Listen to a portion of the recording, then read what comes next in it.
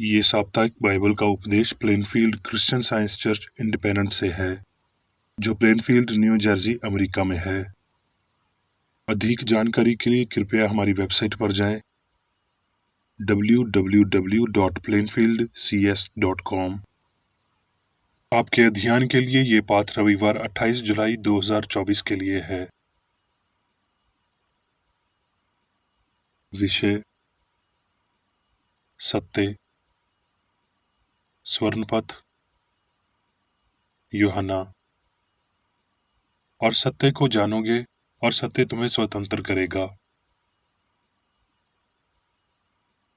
उत्तरदायी ध्यान।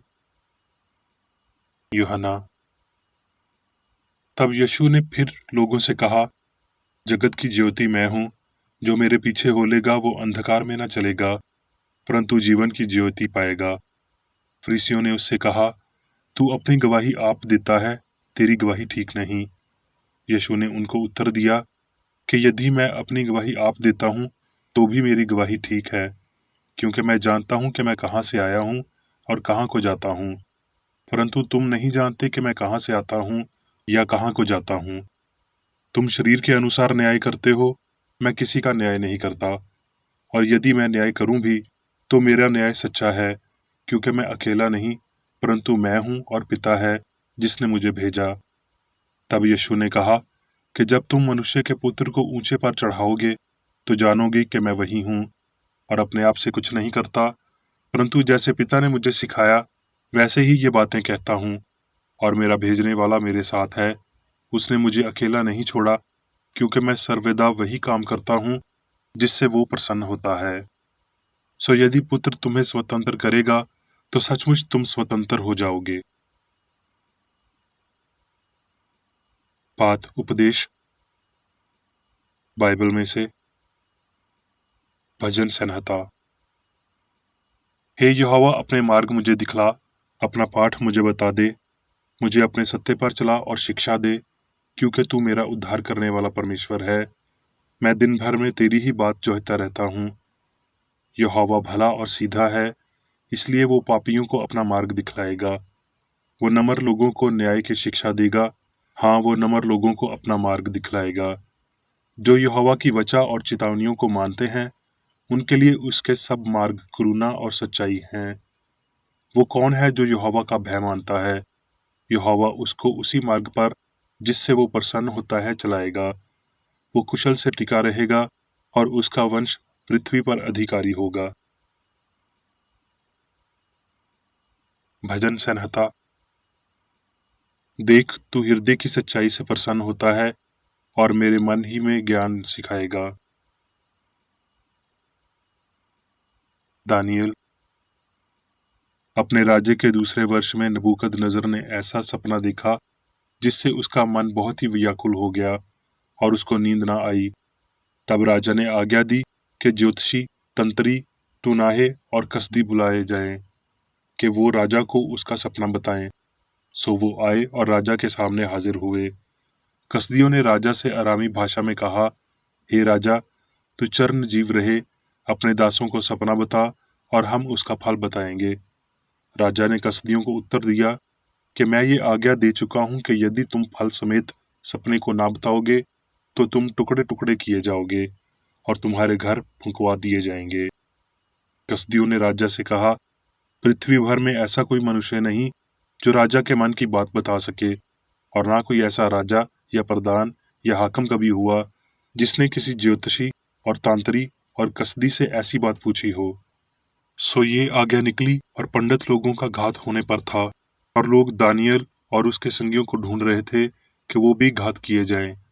और दानियल ने भीतर जाकर राजा से विनती की कि उसके लिए कोई समय ठहराया जाए, तो वो महाराज को सपने का फल बता देगा। तब दानियल ने अपने घर जाकर अपने संगी हननिया, मिशाएल और अजरिया को ये हाल बताकर कहा, इस भेद के विषय में स्वर्ग के परमेश्वर की दया के लिए ये कहकर प्रार्थना करो कि बाबल के और सब पंडितों के संग दानियल और उसके संगी भी नाश न किए जाएं। तब वो भेद दानियल को रात के समय दर्शन के द्वारा प्रगट किया गया। सो दानियल ने स्वर्ग के परमेश्वर का ये कहकर धन्यवाद किया कि परमेश्वर का नाम युगानुयुग धन्य है, क्योंकि बुद्धि और पराक्रम उसी के हैं। तब अरियूक ने दानियल को राजा के सामुख शीघ्र भीतर ले जाकर उससे कहा, यहूदी बिंदुओं में से एक मुझे मिला है जो राजा को सपने का फल बताएगा। राजा ने दानियल से, जिसका नाम बिलतीशर भी था, पूछा, क्या तुझ में इतनी शक्ति है कि जो सपना मैंने देखा है उसे फल समेत मुझे बताए? दानियल ने राजा को उत्तर दिया, जो भेद राजा पूछता है वो ना तो पंडित, ना तांत्री, ना ज्योतिषी, ना दूसरे भवी बताने वाले राजा को बता सकते हैं, परंतु भेदों का प्रगट करता परमेश्वर स्वर्ग में है, और उसी ने नबूकदनेस्सर राजा को बताया है कि अंत के दिनों में क्या क्या होने वाला है। दानियल, अब मैं नबूकदनेस्सर स्वर्ग के राजा को सिराहता हूँ और उसकी स्तुति और महिमा करता हूँ, क्योंकि उसके सब काम सच्चे और उसके सब व्यवहार न्याय के हैं। नीति वचन। हे मेरे पुत्र, मेरी शिक्षा को ना भूलना, अपने हृदय में मेरी आज्ञाओं को रखे रखना, क्योंकि ऐसा करने से तेरी आयु बढ़ेगी और तू अधिक कुशल से रहेगा। कृपा और सच्चाई तुझसे अलग न होने पाए, वरन उनको अपने गले का हार बनाना और अपने हृदय रूपी पितिया पर लिखना, और तू परमेश्वर और मनुष्य दोनों का अनुग्रह पाएगा। तू अति बुद्धिमान होगा। भजन संहिता। क्योंकि यहोवा भला है, उसकी करुणा सदा के लिए और उसकी सच्चाई पीढ़ी से पीढ़ी तक बनी रहती है। यूहन्ना। और जब पर्व के आधे दिन बीत गए तो यीशु मंदिर में जाकर उपदेश करने लगा। तब यहूदियों ने अचंबा करके कहा कि इसे बिन पढ़े विद्या कैसे आ गई। यीशु ने उन्हें उत्तर दिया कि मेरा उपदेश मेरा नहीं, परंतु मेरे भेजने वाले का है। यदि कोई उसकी इच्छा पर चलना चाहे तो वो उपदेश के विषय में जान जाएगा कि वो परमेश्वर की ओर से है या मैं अपनी ओर से कहता हूँ। जो अपनी ओर से कुछ कहता है वो अपनी ही बढ़ाई चाहता है, परंतु जो भेजने वाले की बढ़ाई चाहता है वही सच्चा है और उसमें अधर्म नहीं।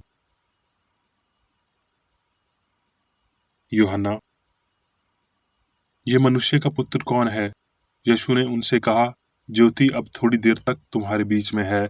जब तक ज्योति तुम्हारे साथ है तब तक चले चलो।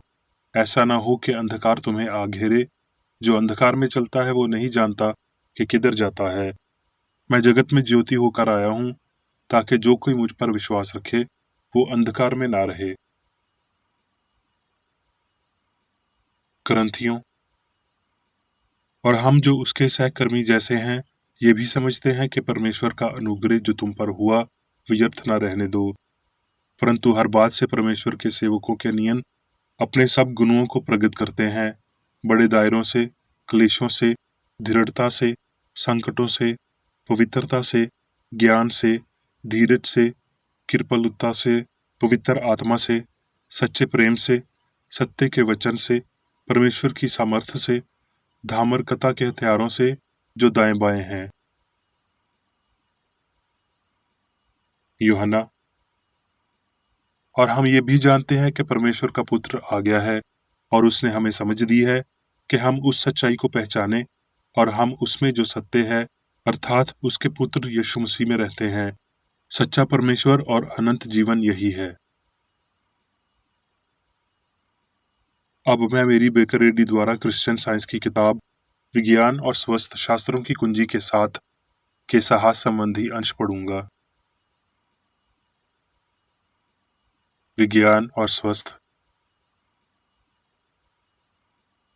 सत्य अमर मन की बुद्धि है। सत्य वो प्रकाश है जो त्रुटि को दूर करता है। सत्य को समझने से पहले सच्चाई की आध्यात्मिक समझ हासिल कर लेनी चाहिए। इस भावना को केवल इसलिए आत्मसात किया जाता है क्योंकि हम ईमानदार, निस्वार्थ, प्यार और नम्र हैं। ईमानदार और अच्छे दिल की मिट्टी में बीज बोना चाहिए। पवित्र होना समरसता और अमरता है। ये पहले से ही साबित हो गया है कि इसका ज्ञान यहाँ तक कि छोटी सी डिग्री में नश्वर लोगों के भौतिक और नैतिक स्तर को ऊपर उठाएगा, दीर्घायु को बढ़ाएगा, चरित्र को शुद्ध और ऊंचा करेगा। इस प्रकार प्रगति अंततः सभी त्रुटि को नष्ट कर देगी और अमरता को प्रकाश में लाएगी। क्रिश्चियन साइंस तेजी से सच को विजय दिखाती है। भौतिक ज्ञान के सभी प्रमाण और भौतिक ज्ञान से प्राप्त सभी ज्ञान विज्ञान को सभी चीजों के अमर सत्य तक पहुंचाना है। सबसे अच्छा उपदेश जो सत्य का उपदेश है, वो पाप, बीमारी और मृत्यु के विनाश द्वारा प्रचालित और प्रदर्शित किया जाने वाला सत्य है। ये भी जानकर कि एक स्नेह हम में सर्वोच्च होगा और हमारे जीवन में अग्रणी होगा। यीशु ने कहा, कोई मनुष्य दो स्वामियों की सेवा नहीं कर सकता। झूठी नींव पर सुरक्षित रूप से निर्माण नहीं कर सकते। सत्य एक नया पुरानी बनाता है, जिसमें पुरानी चीजें गुजर जाती हैं और सभी चीजें नई हो जाती हैं। जुनून, स्वार्थ, झूठी भूख, घृणा, भय, सभी कामुकता, आध्यात्मिकता के लिए उपज और होने का अतिरेक ईश्वर अर्थात अच्छाई की तरफ है। हम पहले से भरे हुए बर्तन नहीं भर सकते, उन्हें पहले खाली किया जाना चाहिए। त्रुटि को अस्वीकार करें, फिर जब ईश्वर की हवाएं बहेंगी तो हम अपने तंतुओं को हमारे करीब नहीं लाएंगे। नश्वर मन से त्रुटि निकालने का तरीका प्रेम के बाढ़ ज्वार के माध्यम से सच्चाई में डालना है। मसीही पूर्णता किसी अन्य आधार पर नहीं जीती जाती। क्या तू खोज करके ईश्वर को ढूंढ सकता है? सत्य को स्वयं की गलती से छुटकारा देने के लिए इच्छा करना आसान है। मुर्दा लोग क्रिश्चियन साइंस की समझ की तलाश कर सकते हैं, लेकिन वो क्रिश्चियन साइंस से उनके लिए प्रयास के बिना तत्वों को चमकने में सक्षम नहीं होंगे। इस संघर्ष में हर तरह की त्रुटि का त्याग करने और कोई अनय चेतना नहीं, बल्कि अच्छा होने का प्रयास शामिल है। अधिक जानने के लिए हमें जो पहले से जानते हैं उससे व्यवहार में लाना चाहिए। हमें ये याद रखना चाहिए कि सत्य को समझने पर प्रदर्शित किया जा सकता है और उस अच्छे को तब तक नहीं समझा जा सकता जब तक कि प्रदर्शित ना हो जाए। यदि हम थोड़े में विश्वासयोग्य रहें तो हम बहुतों के अधिकारी बनाए जाएंगे, परंतु एक अप्रायुक्त प्रतिभा नष्ट हो जाती है। जब बीमार या पापी व्यक्ति ये महसूस करने के लिए जागते हैं कि उनके पास जो नहीं है उसकी आवश्यकता है, तो वो दिव्य विज्ञान के प्रति ग्रहणशील हो जाते हैं, जो उन्हें भौतिक इंद्रियों से दूर करके आत्मा की ओर आकर्षित करता है, शरीर से विचारों को हटा देता है तथा नश्वर मन को भी रोग या पाप से बेहतर किसी चीज के चिंतन की ओर ऊपर उठाता है। ईश्वर और सच्चा विचार जीवन और प्रेम की सच्ची समझ देता है, जीत की खबर को लूटता है, सभी पापों और भ्रम को दूर करता है कि अनय मन है और मृत्यु डर को नष्ट कर देता है। इससे पहले कि मानव विज्ञान चीजों की झूठी भावना में अपनी गहराई तक डूबा हो, भौतिक उत्पत्ति में विश्वास करते हैं, जो एक मन और अस्तित्व के सच्चे स्रोत को छोड़ देते हैं। ये संभव है कि सत्य से छापें ध्वनि के रूप में अलग थीं, और वो ध्वनि के रूप में आदम नबियों के लिए आई थी। यदि सुनने के माध्यम पूर्ण आध्यात्मिक है, तो ये सामान्य और अविनाशी है।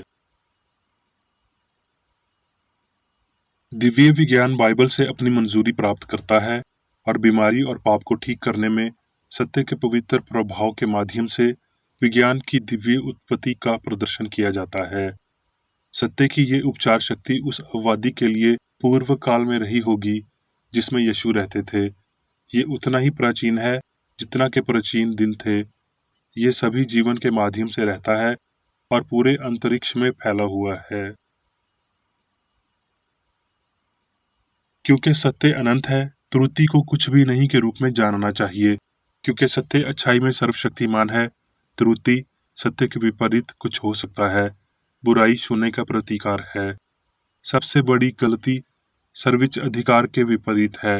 विज्ञान से प्रेरित विश्वास इस तथ्य में निहित है कि सत्य वास्तविक है और त्रुटि असत्य है।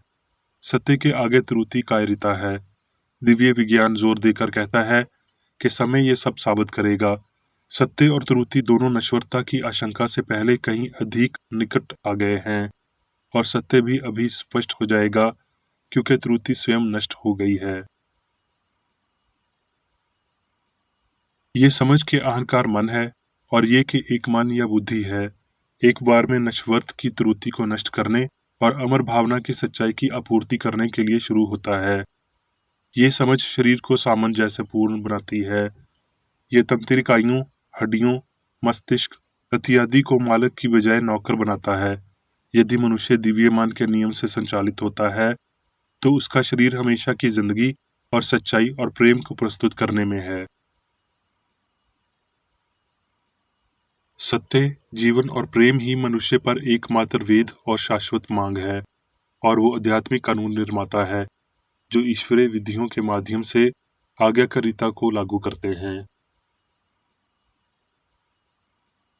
सत्य हर प्रकार की त्रुटि के लिए ईश्वर का उपाय है, और सत्य केवल असत्य को नष्ट कर देता है। इसलिए तथ्य ये है कि आज कल की तरह मसीह बुराइयों को दूर करता है और बीमारों को ठीक करता है। शाश्वत सत्य को नष्ट कर देता है जो लगता है कि मनुष्यों ने त्रुटि से सीखा है, और भगवान के बच्चे के रूप में मनुष्य का वास्तविक अस्तित्व प्रकाश में आता है। सत्य का प्रदर्शन शाश्वत जीवन है।